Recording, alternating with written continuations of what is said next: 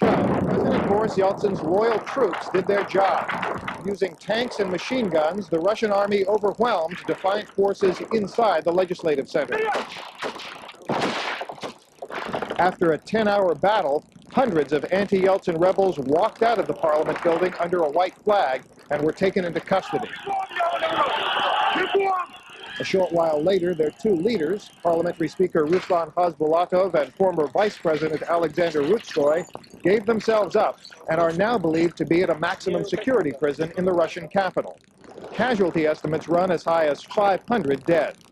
Overnight, fire consumed the upper floors of the Russian White House, while government troops continued to fight sporadically with snipers in the neighborhood. But by mid-morning, the flames had died down, permitting firefighters to put out the few remaining embers. Troops and armored vehicles are still patrolling the area. Yeltsin says it may take a week to put things back to normal here, but for the moment anyway, the worst part of this nightmare seems to be over. Terry Phillips for CBS News, Moscow. Russian security patrols were busy for a second night of curfew in Moscow.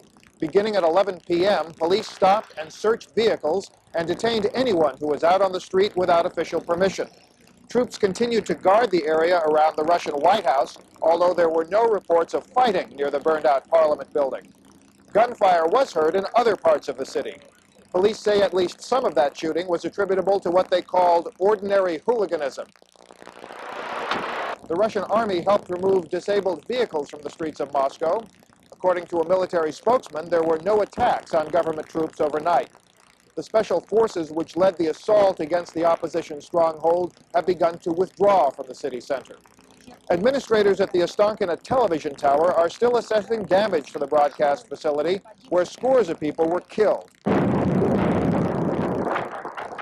President Yeltsin's office has announced that the half-destroyed White House would be repaired and used again by the Russian government. Such work is expected to take at least 6 months.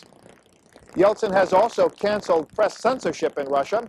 His office said Yeltsin never explicitly ordered censorship and did not intend to restrict press freedom. Terry Phillips for CBS News, Moscow.